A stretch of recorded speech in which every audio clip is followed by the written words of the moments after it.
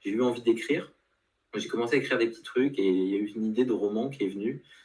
Et donc, je n'avais pas prévu, mais c'est tombé pile au moment du premier confinement, hein. J'ai fait mes. C'était quand on a été confiné avec le Covid, j'ai fait mes 5 premiers jours, enfin mes 5 derniers jours dans ma boîte. Et je me suis dit, bah tiens, je vais commencer à écrire ce roman en parallèle de vouloir développer cette activité. Mmh. Et ce roman a pris, donc c'est un roman utopique dans lequel je voulais imaginer une société inspirée des principes des organisations Opal, voilà, D'accord. à une échelle plus large dans le futur. Et j'ai commencé à écrire. Et en fait, ce projet-là a vraiment pris une part très importante de ma vie, plus finalement que la partie accompagnement sur cette période-là des 2 années passées.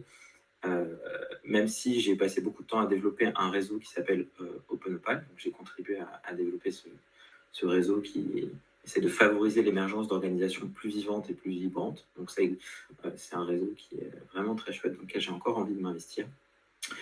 Et là, je suis en phase de terminer ce livre après 2 ans et demi de travail pour pouvoir le publier là à l'automne. Et donc, en fait, toutes ces activités sont liées puisque le livre, c'est une espèce, j'utilise la fiction pour essayer d'aller toucher plutôt le cœur et lancer des conversations pour se dire ah ouais, il n'y a pas de fatalité, ok, on vit des périodes un peu sombres sur la planète, mais on peut quand même trouver de l'enthousiasme dans notre engagement.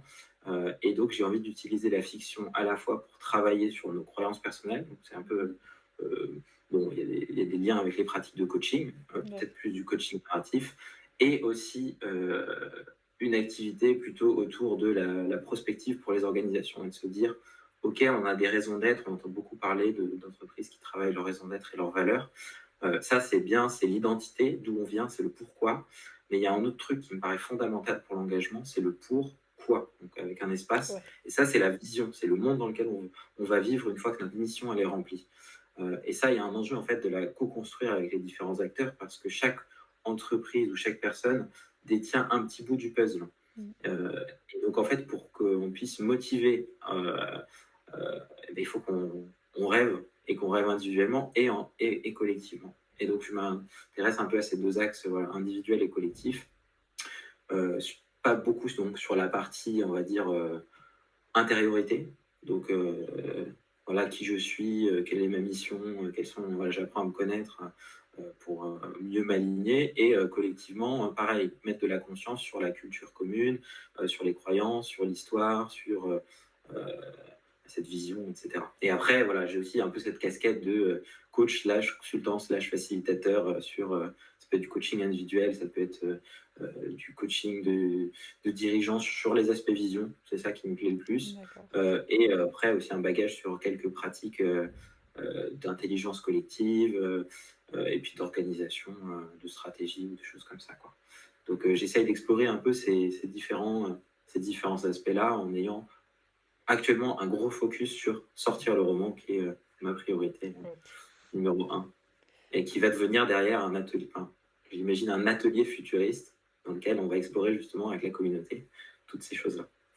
Ah, c'est super intéressant. C'est vraiment, en plus, je pense, un des gros sujets du moment. C'est aujourd'hui le monde de l'entreprise. On voit qu'il n'est pas forcément adapté bah, au monde d'aujourd'hui, aux attentes des uns et des autres. En plus, le Covid, ça fait que tout le monde recherche du sens.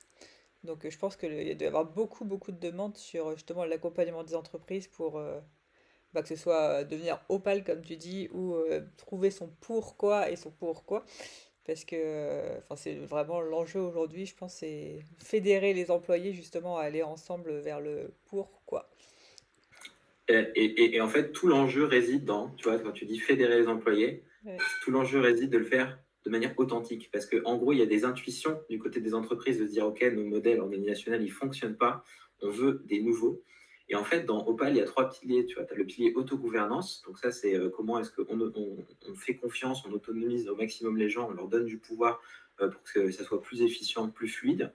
Mais il y a aussi 2 autres piliers. Tu as le pilier qu'il appelle wholeness, donc c'est authenticité, intégrité, plénitude, etc. C'est comment mettre un cadre pour que chacun puisse se sentir pleinement soi-même. Et après, tu as tout ce qui est raison d'être évolutive. Donc là, j'en ai déjà parlé, c'est la raison d'être, mission d'un côté, donc le passé, notre histoire, et les valeurs, et puis le côté prospectif de la vision. Et en fait, moi, ce que je constate, c'est qu'il y a beaucoup d'entreprises qui s'intéressent à l'autogouvernance parce qu'ils sont encore un peu dans un schéma de performance et ils se disent, tu vois, c'est le sens au service de la performance. Mais en fait, quand tu fais ça, tu restes dans le mindset actuel et en fait, tu entretiens les problèmes dans lesquels Ouais. on vit.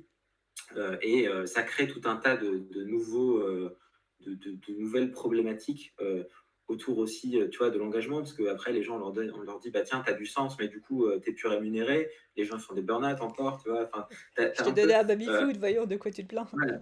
Ouais, mais du coup, il y a des bonnes choses qui se passent, il y a des bonnes questions Mm. qui commencent à se poser, mais pour moi, tu vois, mon engagement, il est clairement sur la réinvention des imaginaires, parce que c'est là que ça bloque. Tu vois, Mm.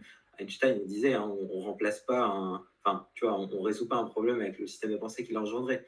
Mm. Donc, même si on voit des nouveaux outils, si tu actionnes ces nouveaux outils avec le même mindset, tu vas avoir une variante des problèmes, mais ça restera à peu près les mêmes problèmes. Euh, et du coup, pour moi, il y a cet enjeu de réinventer les imaginaires. Et ça, en fait, la difficulté, c'est qu'on ne peut pas convaincre quelqu'un de changer de croyance. C'est que tu es obligé de lui faire vivre un truc Mm. et après de l'accompagner dans Dans son cheminement. déjà, dans sa. Comment dire, ça peut être une douleur, ça peut être une Mm. souffrance, ou en tout cas, ça peut être quelque chose qui fait peur, parce que quand tu as construit ta vie sur des croyances et que tu veux les changer, bah, ça veut dire que tu remets en question un peu ton passé aussi, Ouais, et qui tu es, exactement. ton identité. Mm. Donc ça vient bousculer, et on vit dans des dissonances cognitives telles actuellement dans la société que c'est très difficile. Donc en fait, il y a de la demande sur la partie outils, mais en vrai, si donc tu peux te dire, OK, j'accompagne, on va vous faire de l'autogouvernance. Oh, allez, on fait des. Donc ça, c'est assez facile, si tu veux, de trouver des missions ou d'accompagner les entreprises, ou en tout cas d'inspirer sur les outils. Mais pour moi, l'enjeu, il est vraiment comment tu le fais de manière authentique. Quitte à pas les utiliser vraiment comme ça, tu vois, c'est essayer d'imaginer quel est le bon niveau pour que les personnes se sentent en confiance, parce que quand tu leur mets, et c'est ça, c'est des limites aussi que j'explore dans mon roman, c'est quand tu mets un groupe qui est super mature émotionnellement, qui sait faire le mapping émotion, besoin, communication non violente, enfin, tous ces trucs-là, bah, tu mets des gens qui sont pas habitués à ça là-dedans, bah, ils vont être en souffrance. Ouais. Et ces personnes-là, parfois, oublient et elles ont un enjeu aussi à être inclusif pour justement qu'on fasse du ensemble et qu'on fasse pas des poches chacun de son côté. Donc, ouais, c'est super compliqué d'embarquer authentiquement et ça demande de la part des dirigeants bah, de faire un peu tu vois, un pas dans le vide quoi, et de se dire je lâche prise et potentiellement, en fait, mes attentes ou mes ambitions, bah, ça va pas du tout être ce que je pensais. Peut-être, ou ça Ouais. va peut-être être dépassé, mais moi, j'ai rencontré des dirigeants, on les a aidés à enlever la poussière sous le tapis, tu vois, en faisant juste en sorte que les gens, bah, ils abandonnent un peu ce masque de bienveillance, d'évitement. Mm. Ça, moi, je l'ai vécu et en fait, il est toxique parce que sur le long terme, Ah, tu tu crois que t'épuises. ça va, mais en fait, dès que, bam, ça peut péter n'importe quand. Mm. Et donc, nous, quand on déblaye, tu vois, dans une petite boîte, on s'est rendu compte que, bah, en fait, le patron, c'était pas son kiff. Il fallait juste qu'il parte. Donc, il peut rester un mentor, mais il fallait Ouais. qu'il laisse faire les autres. Et en fait, leur relation était un peu toxique. Mm. Donc, tu vois, voilà, moi, je m'intéresse à mettre de la conscience sur ce qui est. Et à partir de ça, on peut se dire, OK, quels sont les changements qu'on est confort, enfin, avec lesquels on se sent suffisamment en confiance pour tester, quoi. Sortir de Mm. la zone de confort, mais pas trop loin, parce que si tu fais un pas énorme, bah, tu risques de te prendre un retour de bâton, quoi. Ah non, c'est super intéressant parce que comme tu dis, dans chaque changement, en fait, ce qui est difficile, c'est pas appliquer le nouveau process, la nouvel outil, c'est vraiment le mindset de chacun, chacun a ses croyances, chacun a ses blocages. Et comme tu dis, si on travaille pas ça, finalement, t'auras beau créer des nouveaux outils innovants, des nouveaux trucs, ça prend pas, quoi. C'est Faut ça, aller à où la ça prend source. de manière, Ouais, on sait pas trop superficielle. où ça, on sait pas trop où ça va, mais tout ce qu'on sait, c'est que enfin, c'est pas efficient pour moi. Tu vois, on est dans une société de l'efficacité, pas de l'efficience. Ouais, C'est-à-dire exactement. on fait pas attention aux ressources, tu vois, pour reprendre le terme qu'ils utilisent, tu as ressources humaines, Mm. ressources financières. ressources matérielles, énergie, tout ce que tu veux, en fait, on crame. On crame, on crame, on crame et en fait, pour être efficace, on crame plus. Ouais. Et donc, en fait, tant qu'on reste dans cette logique-là, bah, on peut utiliser tous les outils qu'on veut, on va cramer les ressources jusqu'à ce qu'il n'y en ait plus, quoi, qu'on soit en danger. Mmh. Enfin, on est déjà en danger. Euh, Ouais. donc, et pour moi, il n'y a pas de fatalité.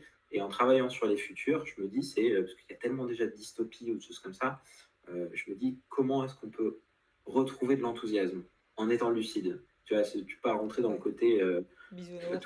tout va bien, voilà, il n'y a pas de souffrance. Non, la souffrance, elle est réelle, il y en a beaucoup, mais c'est pas une fatalité. Tu vois. Maintenant, c'est qu'est-ce qui dépend de moi, qu'est-ce qui dépend pas de moi, et j'ai aussi le droit de vivre des joies malgré les peines qu'il peut y avoir. Et tout Mmh. ça, ça se fait dans l'altérité. Tu fais pas ça tout seul, parce que c'est pareil, ça c'est une des architectures de la culture dominante, c'est l'individualisme, et que tu vois, on est tout, en fait, c'est-à-dire que tout dépend que on a un peu cette croyance que tout dépend que de nous, Ouais. alors qu'en fait, ce qui fait enfin, moi, je me rends compte de plus en plus que la vraie résilience, elle est dans les liens avec les humains et pas dans le matériel ou uniquement mes compétences. J'ai beau être, tu vois, si j'ai beau être le meilleur expert d'un sujet ou avoir X appartements ou machin, tu vois. Ben, en fait, si je suis tout seul et qu'il y Ouais, a des on est rien. problèmes, si t'as pas, voilà, si t'as pas d'amis, Ouais. bah, tu t'en sortiras pas, quoi. Bon, l'humain est un être social, ça c'est sûr. Ouais. Mais on nous fait, enfin, je pense qu'il y a eu une espèce de dérive du côté genre les gens sont remplaçables, tu vois. Genre si tu te Mmh. fâches avec quelqu'un, c'est pas grave, il y en a d'autres qui font la même chose. Ouais. Tu déménages, boum, tu refais ta vie. Donc en Tu fait, refais les mêmes problèmes. voilà, ça marche quand tu as une espèce de sentiment d'abondance des ressources et des services. Tu peux te permettre de dire, bon, ben, je m'en fous, quoi. Mmh. Et donc il y a un peu cet enjeu Ouais, c'est un gros enjeu, ouais. de recréer des liens, en fait, Mmh. avec soi, mais aussi avec les autres. Et après, bon, tu vois, avec le vivant au sens large, moi, je suis un peu moins engagé là-dessus. Euh, c'est lié à mon histoire personnelle. Parce que je suis hors sol, comme beaucoup de gens.